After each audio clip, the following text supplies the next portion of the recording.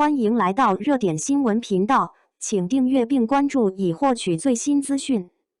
程毅的手真的是好看到能单独出道的程度，在内娱这样一个对颜值、身材、仪态都高度关注的环境里，大家往往会先注意到脸、气质或者整体造型，但程毅却偏偏凭一双手，在无数细节中悄悄杀出重围，甚至成为了极具辨识度的个人标签之一。而有意思的是，这一点不仅粉丝清楚，品牌方显然也早就拿捏到了。只要稍微留意，就会发现很多品牌在给程毅做预热物料时，都会有意无意地把镜头对准他的手，或是指尖轻触产品，或是随意搭在道具上，甚至只是一个不经意的手部特写，都能轻松成为画面焦点。这种手部特写高频出现的现象，本身就说明了一件事：他的手确实具备被放大展示的价值。为什么会这么好看？其实并不只是修长这么简单。首先是线条，程毅的手指比例非常协调，既不会过于骨感，也不会显得圆润厚重，而是恰好处在一个清瘦但有力量感的区间。手背筋骨隐约，却不突兀，整体线条流畅自然，看起来干净又利落。其次是状态，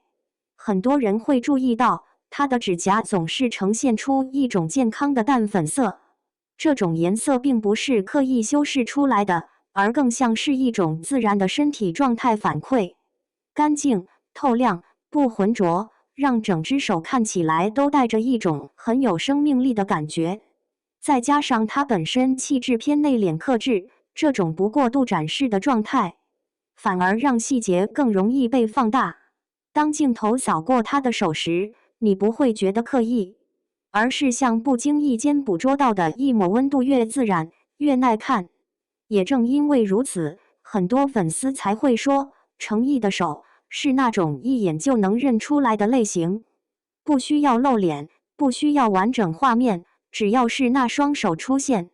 大概率就能被认出是谁。这种辨识度其实是非常稀缺的。但有趣的是，这样一双几乎公认好看的手，居然也曾被拿出来讨论甚至质疑。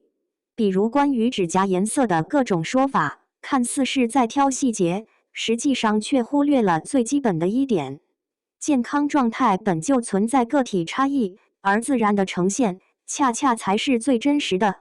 从另一个角度看，这种争议反而侧面印证了一个事实：当一个细节足够出众时，它才会被反复放大、反复讨论。否则，大多数人的手是不会被如此频繁的关注的。更妙的是，这种吸引力往往是后知后觉的。很多人一开始并不会觉得自己是所谓的手控，但在不断刷到相关画面之后，才突然意识到，原来自己会因为一双手而心动。这种感觉其实很微妙，它不像直观的颜值冲击那样来得迅速猛烈，而是一点一点渗透，在不经意间建立起好感。等你反应过来时，已经很难再忽视这个细节。或许也正是这种细水长流的魅力，让程毅的手显得格外特别。它不是刻意打造的卖点，却在反复出现中逐渐成为记忆点；不是张扬的表达，却在安静中持续释放吸引力。所以，与其说大家在夸一双手，不如说是在认可一种更细腻的审美，一种从细节出发，却最终回到整体气质的吸引。那么问题来了，你第一次注意到程毅的手是在哪一个瞬间？